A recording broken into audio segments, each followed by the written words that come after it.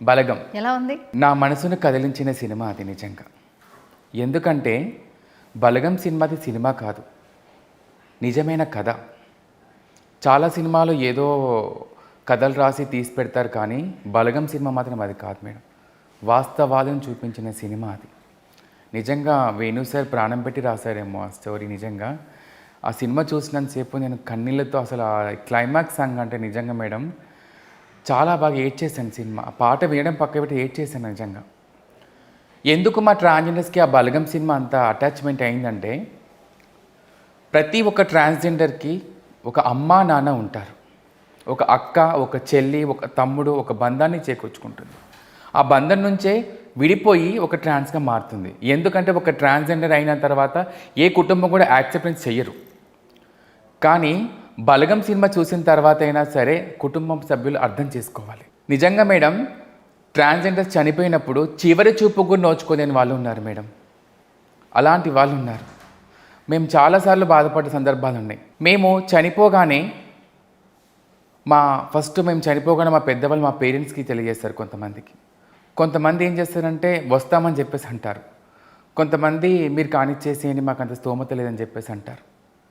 ఎందుకంటే వాళ్ళ పరువు ఎక్కడే పోతుందో అని చెప్పేసి అని. సొసైటీలో ఉన్న మాపై ఉన్న అపోహల వల్ల, ఈ చిన్న చూపు వివక్షత వల్ల వాళ్ళు కూడా చివరి చూపుకు నోచుకోలేని వాళ్ళు ఉన్నారు. కానీ బలగం సినిమా చూసిన తర్వాత మాకు అనిపించింది, అక్కడ అన్నీ ఇష్టమైనవి అన్నీ పెట్టి కాకి ముట్టుకోకపోతే ఎంత బాధపడతారో చూశారు కదా మేడం.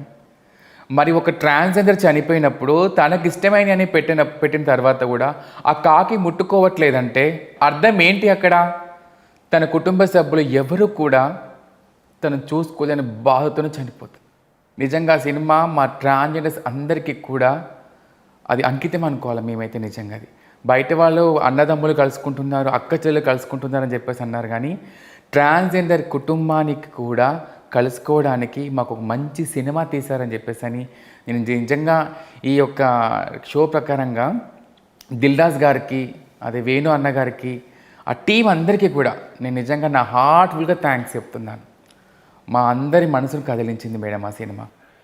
అంటే ఒక కుటుంబంలో ఒక అబ్బాయి పుట్టిన తర్వాత అబ్బాయిగా చూస్తారు, తర్వాత మేము ఇలా ట్రాన్స్గా మారిన తర్వాత కుటుంబ సభ్యులు ఎవరు మమ్మల్ని ఒప్పుకోరు, పట్టించుకోరు కూడా. ఆ సినిమా క్లైమాక్స్ సాంగ్ వస్తుంటే నాకు నిజంగా మా అమ్మ చెల్లి వచ్చి మందలించుకో అమ్మ అని చెప్పేసి అన్నప్పుడు, కానీ అన్న చక్కగా చల్లగా చూసుకో ఆ చెల్లిని అని చెప్పేసి అన్నప్పుడు, ఆ తమ్ముళ్ళని చూసుకో, వాళ్ళందరూ కలిసి ఉంటే నా ఆత్మ శాంతిస్తుంది అయ్యా, నేను కోరుకుంటున్నా అయ్యా అని చెప్పేసి అన్నప్పుడు, ఆ కొమరయ్య సాంగ్ పాడేటప్పుడు నాకో తల్లి ఉంది, నాకో తండ్రి ఉన్నాడు, నా తల్లిదండ్రులు కూడా కోరుకుంటారు కదా. సరే నేను చనిపోయినా కూడా నా ప్రాణం అదే కోరుకుంటుంది. నా అమ్మా నాన్న కలిసి ఉండాలి, అక్క చెల్లితో కలిసి ఉండాలి, వాళ్ళ ఫంక్షన్లకి వెళ్ళాలి, వాళ్ళ పండుగలకి వెళ్ళాలి, వాళ్ళతో కలిసి నేను కూడా ఉండాలి అని చెప్పేసి అనుకునేది. ఆ బలగం సినిమా చూసిన తర్వాత నా వరకు నిజంగా నేను వెంటనే మా వాళ్ళకి ఫోన్ చేశాను. ఏడ్చేసాను వాళ్ళకి ఫోన్ చేసి, మా చెల్లికి వాళ్ళందరికీ ఫోన్ చేసి ఏడ్చేసాను బాగా. నేను దయచేసి ఎవరు నేను చనిపోతే మాత్రం ఇలా చేయకండి, అందరూ కలిసి సంతోషంగా నాకు ఇష్టమైనవన్నీ ఏమేం కావాలో అన్నీ చూసుకోండి, మీరు అందరూ కలిసిమెలిసి ఉండండి అని చెప్పేసి అన్నాను. నేను ఇలా అయినంత మాత్రం ఏం అది కాదు, అందరం కూడా కలిసిమెలిసి ఉండాలని చెప్పేసి అని చెప్పాను వాళ్ళకి. నాకే కాదు, మా గ్రూప్ ఉంటుంది, మా ట్రాన్స్ కమ్యూనిటీ గ్రూప్, అందులో మేము ఆ సాంగ్ వేసేసాము. చాలామంది బాధపడ్డారు. మీకు ఒక స్టోరీ చెప్పాలి మేడం. నేను పక్కనే ఉన్నాను, మా ట్రాన్స్జెండర్ వాళ్ళ నాన్న చనిపోయాడు.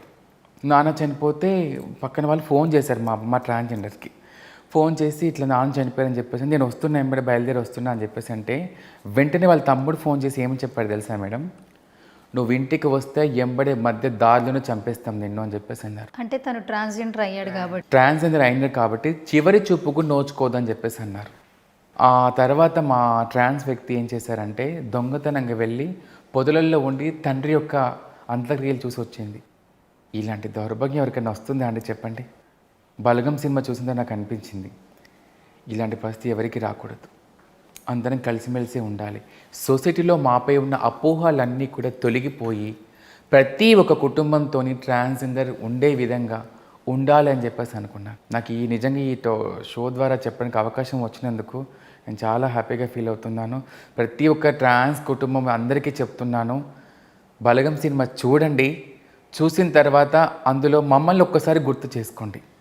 అదే నేను కోరుకునేది మేడం. ఇప్పుడు నువ్వు వరకు చెప్తున్నావు స్నేహ, ఎంతమంది తల్లిదండ్రులు ఒక ట్రాన్స్గా మారిన తర్వాత వెళ్ళిపోయిన తర్వాత ఈ కుటుంబంలోకే రానివ్వట్లేదు.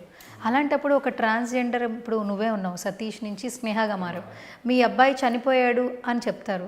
ఇప్పుడు ట్రాన్స్జెండర్గా ఉన్నప్పుడు మాకు అబ్బాయి లేనే లేడు అని చాలామంది ఫ్యామిలీస్ వదిలేసాయి. మేడం ఒక మాట చెప్పాలి, ట్రాన్స్జెండర్గా మారిన తర్వాత కుటుంబ సభ్యులు ఏమంటారని చెప్పన్నా, నువ్వు ఎప్పుడైతే ఆ చీర కట్టుకున్నావో నువ్వు మాకు చనిపోయినట్టే, నెత్తి మీద నీళ్లు పోసుకొని నువ్వు చనిపోయావని చెప్పేసి నీ ఫోటో దండ పెట్టేసి పక్క కూర్చుంటాను, నువ్వు ప్యాంట్ షర్ట్ వేసుకొని వచ్చి మాతో ఉంటావా ఉండు, లేకపోతే వద్దు అని చెప్పేసి అంటారు. అంటే మనసుని చంపుకొని బ్రతకాలా మేడం? మనసుని చంపుకొని బ్రతికితే మంచిదా? అంటే ఒక అంటే మనసుని చంపేసుకుని ఒక అమ్మాయిని పెళ్లి చేసుకుని అమ్మాయి జీవితాన్ని ఆగం చేస్తే మాత్రం అప్పుడు మంచి పేరు వస్తుందా? అంటే నిజాయితీగా మాలో ఉన్న వ్యక్తిత్వాన్ని బయట పెట్టేసి మేమేంటి అని చెప్పి ఎక్స్ప్లెయిన్ చేసి మాకు నచ్చిగా బతకడం అనేది తప్పు. ఎన్ని చూడట్లేదు చాలామంది, కొంతమందికి ఫ్యామిలీ ఉన్న కుటుంబాలు మేడం బలవంతంగా పెళ్లి చేస్తారు. తర్వాత ఏమంటారు తెలుసా, బయటకు వచ్చింది బెడ్రూమ్కి వెళ్ళిన తర్వాత ఆ పెళ్లి కూతురు ఏమంటారు తెలుసా, పడక గదిలోకి వెళ్ళాక తెలిసింది ఆ అబ్బాయి గే అని. అప్పుడు పరుగు పోతే పర్వాలేదా? ఎన్ని ఛానల్స్లో చూడలేమని ఛానల్ ఇలాంటివి, ఎన్ని పేపర్స్ చూడలేదు, కోర్టు స్నేహ, చాలామంది పేరెంట్స్ కొంతమంది పిల్లలు పుట్టేటప్పుడు కొంతమంది లోపంతో పుడతారు, కొంతమందికి డెఫ్ అండ్ డమ్ ఉంటుంది, కొంతమంది కాళ్ళు చేతులు లోపం, వాళ్ళందరినీ చనిపోయే వరకు యాక్సెప్ట్ చేస్తారు. కానీ అప్పుడు వాళ్ళ ఆలోచనలు ఎలా ఉంటాయంటే వీళ్ళు బతుకుంటే చాలు, వీళ్ళని మేము పోషిస్తామని కష్టపడుతున్నారు. కానీ ఒక ట్రాన్స్జెండర్గా మారితే మాత్రం కుటుంబం యాక్సెప్ట్ చేయట్లేదు. ఎందుకంటే ఇప్పుడు ఒక కుటుంబంలో ఒక అంగవైకల్యం ఏదైనా పుట్టింటే అయ్యో నా కొడుకు ఇలా పుట్టాడా అని చెప్పేసి తనని బాధపడుతూ చూసుకుంటూ ఉంటారు.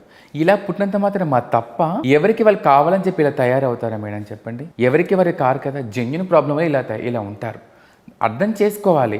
ఇదే విధంగా ప్రతి ఒక్క ఫ్యామిలీ మెంబర్స్ అంగవైకల్యంతో పుట్టిన వాళ్ళు ఏ విధంగా అయితే ఏదో ఒక లోపంతో పుట్టిన వాళ్ళని అర్థం చేసుకొని మాట రాని వాళ్ళకి ఏ విధంగా సపోర్ట్ చేస్తారో, చేయలేని వాళ్ళకి ఏ విధంగా సపోర్ట్ చేస్తారో, కళ్ళు లేని వాళ్ళకి ఏ విధంగా సపోర్ట్ చేస్తారో, ఇలా అటు ఇటు కానీ మమ్మల్ని పుట్టినప్పుడు మమ్మల్ని కూడా అర్థం చేసుకొని చేరదీస్తే ఉన్నత స్థాయికి చేరుకున్న ట్రాన్స్ చాలామంది ఉంటారు. మేము వెనుకబడే ముఖ్య కారణం ఇదే అండి, మానసిక ఆవేదన. అయ్యో నా కుటుంబం లేదే అని చెప్పేసి, నా తమ్ముడు పెళ్ళి అవుతుంది నాకు బాధ అనిపిస్తుంది, అయ్యో ఆ పెళ్ళిలో నేను లేనని చెప్పేసి, నా చెల్లి కొడుకు పుడితే ఆ ఫంక్షన్ నేను లేనని చెప్పేసి నాకు బాధ అనిపిస్తుంది. ఎన్నో రకాలుగా బాధలు, 4 గోడల మధ్య నరకం అనుభవిస్తున్న మా బ్రతుకులు ఎవరికీ అర్థం కాదు.